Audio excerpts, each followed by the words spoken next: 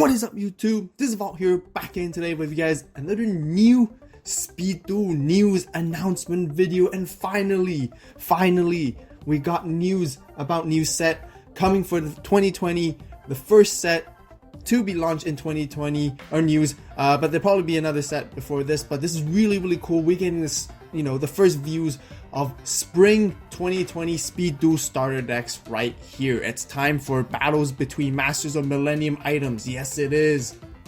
Really excited, really happy that we finally heard some news right here, right now. And just so you guys know, this article right here, this blog, is from Yu-Gi-Oh Organization, or Yu-Gi-Oh Organization. I will post the link in the description down below. They are official news for Yu-Gi-Oh for any new product.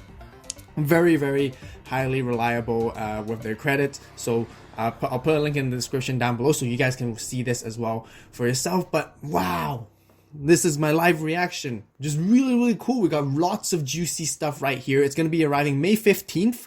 It's going to be 2 starter decks. So the first one is Match of Millennium and Twisted Nightmares, which is really cool. Match of Millennium basically is the Yu-Gi and Pegasus starter deck right here. And if you guys have checked out my Speed Duel discussion a couple weeks ago, or 1 or 2 weeks ago, talking about what sort of progression the story has and what the next set would sort of be.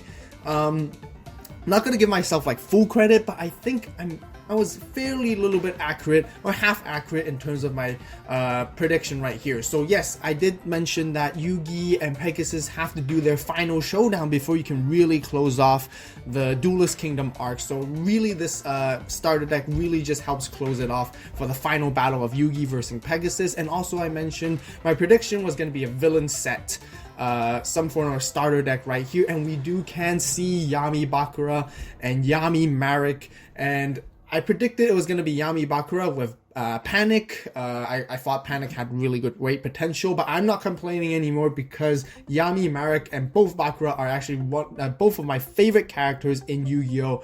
All-time favorites. So I'm just super excited, and it makes total sense to put them together since they're like evil villains. They're really badass, they're really powerful and strong and cool in the original series when I watched it when I was a kid, but super excited.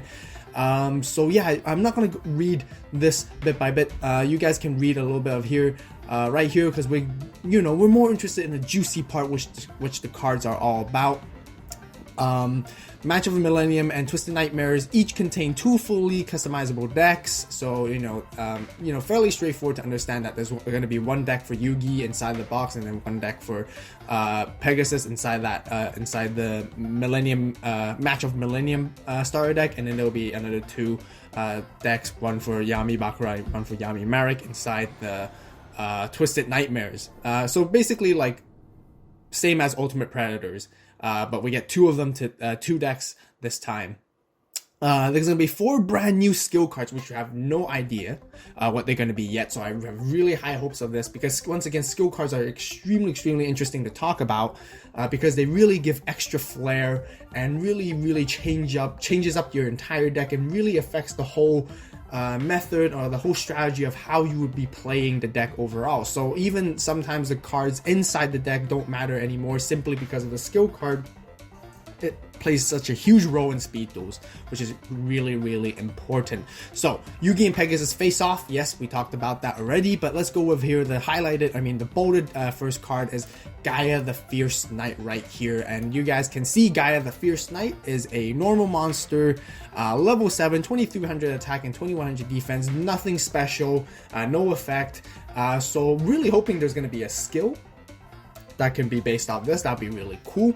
But also the fusion version of the Gaia of the Fierce Knight with Curse of Dragon, which I forgot the name, but I don't have it here to show you guys. But it's the fusion version basically with him and Curse of Dragon would be really neat addition as well. And there's actually a couple cards I had in mind that will really blend well if they were to be added. But for now, we only know for sure Gaia the Fierce Knight is coming.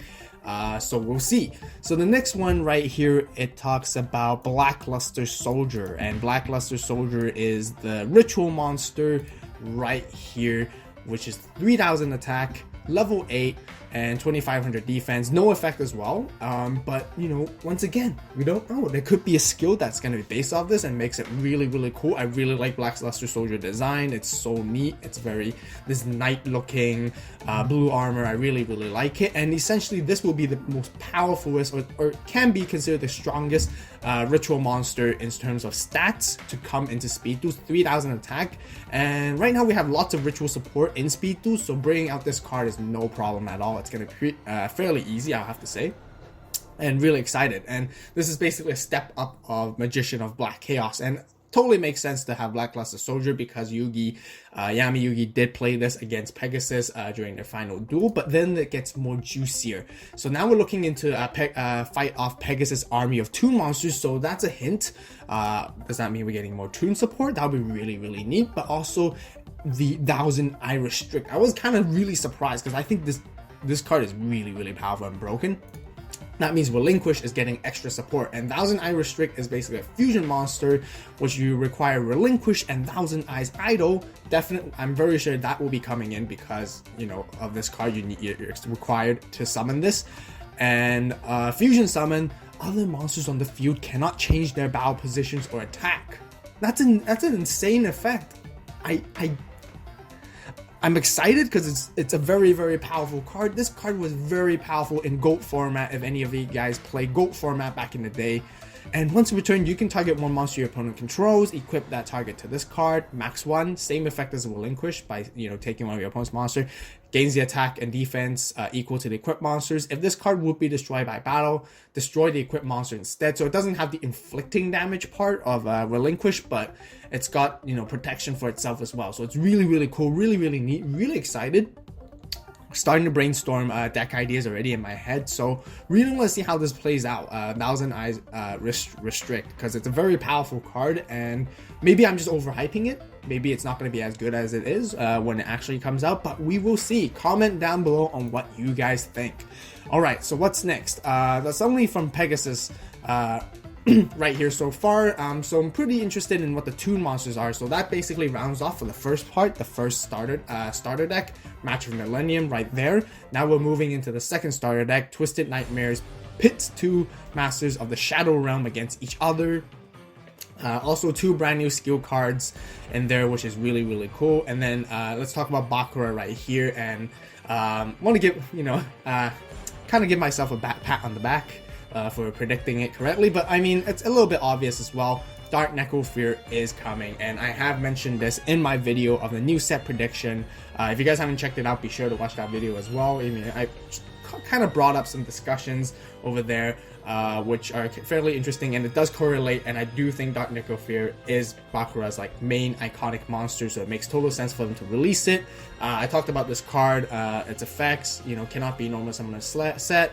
Must be special summoned from your hand by banishing 3 fiend type monsters from your graveyard during the end phase if this card is in the graveyard because it was destroyed by an opponent's card this turn by battle or effect and sent to the graveyard while it was a monster card you control. Target one face-up monster your opponent controls, equip this card to that target, and while this card is equipped to the monster by this effect, take control of that monster, which is really, really good. It's got really good defense stats, 2800, which is going to be hard to go against, and really, really cool monster. I love it. I'm super happy. And as well as Dark Ruler Hades or Hades, I would not pronounce it because it's got the space, but really cool. Gonna be the most powerful single tribute monster we're gonna have because it's got 2450 aside from Super Ancient Dino Beast, which is 27, but it has a special effect that only allows it allows itself to be summoned by tributing 1 dinosaur monster. But anyways, this is very generic. I think this card is going to be very cool and it's going to be a really good side deck card even. Cannot be special summoned from the graveyard. Negate the effects of monsters destroyed by battle with fiend monsters you control, and it includes itself. So anything you destroy by battle with any of your fiends opponent's monster, you basically negate the effects. There's a little bit of ruling questions at the moment. I'm kind of curious. Does that mean it negates Zombina effects or Star Rico effects or Hyper Hammerhead effects, because I know most of them trigger from the graveyard, so I'm not too sure, but we gotta clarify this. If someone knows this ruling, definitely comment down below, let me know. But it'd be really good if it does negate those effects, because then it'd be really cool. Really excited to see that. So let's see what's next. And of course, Marek's Devious Lava Golem is coming, and wow, this is insane. So I know a lot of us, I personally played a lot of Duel Links. Once again, most of you guys know who follow me on the channel.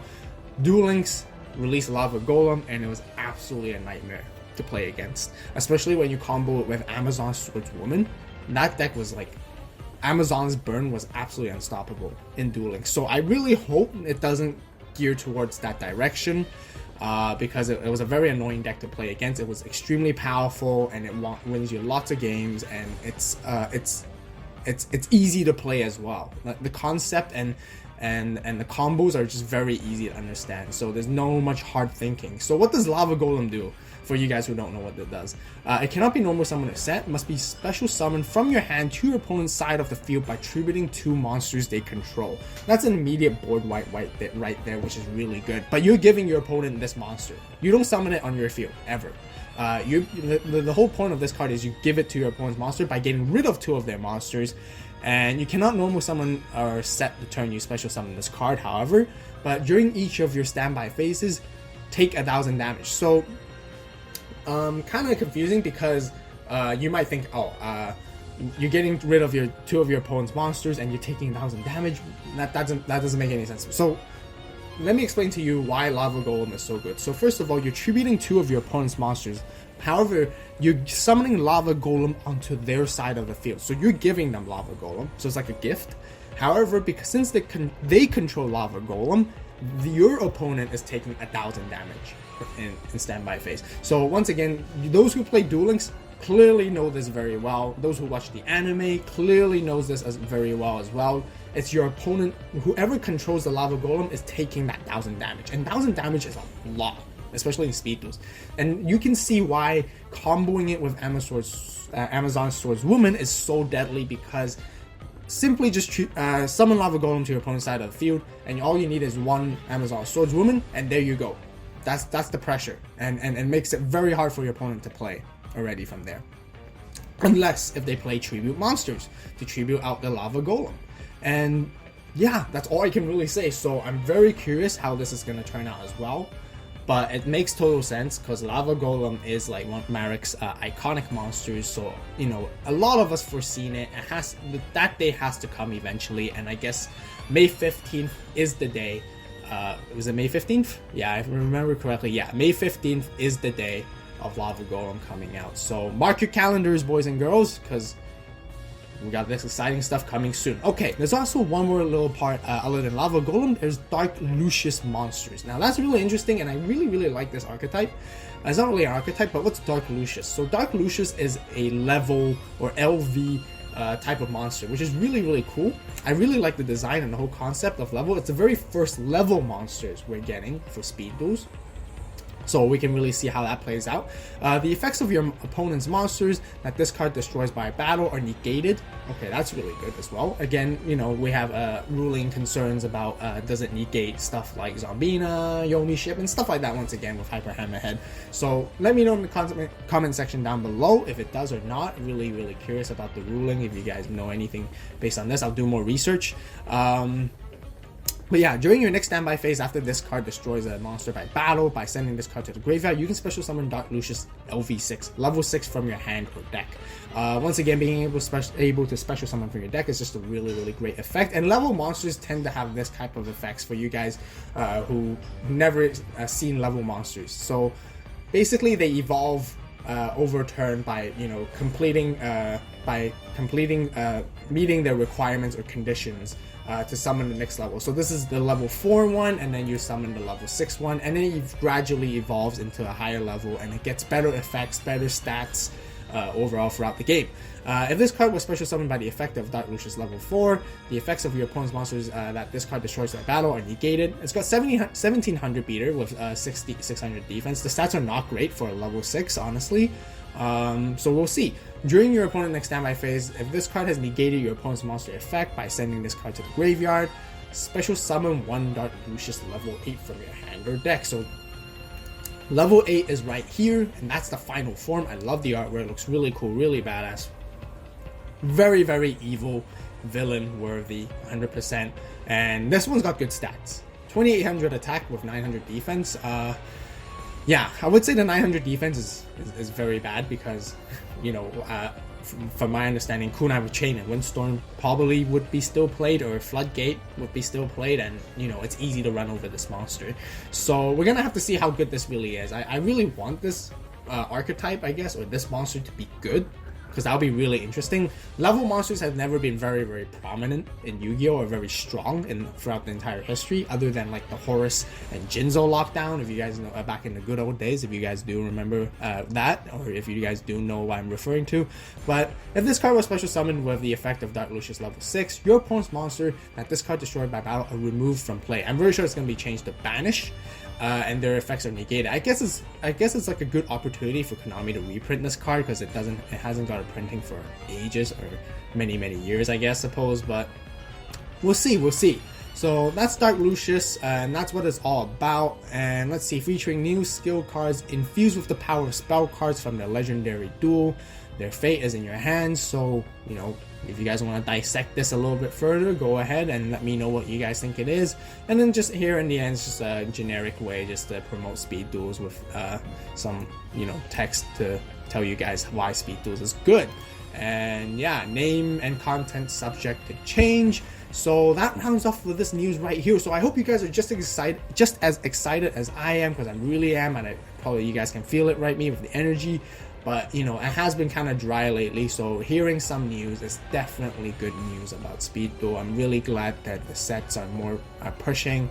I really hope for it to push faster as well. That's my personal opinion. But yeah, you guys comment down below on what you think. What other cards do you guys think would be inside these starter decks here as the common cards, or all the other cards? Would there be any other cards I mentioned from my other video be in here? Well, one way to find out. Yeah, talk about it, open discussion, let me know what you guys think overall. So as always, thank you guys so much for watching. You guys have a great day, great night wherever you are, and this is AVAULT signing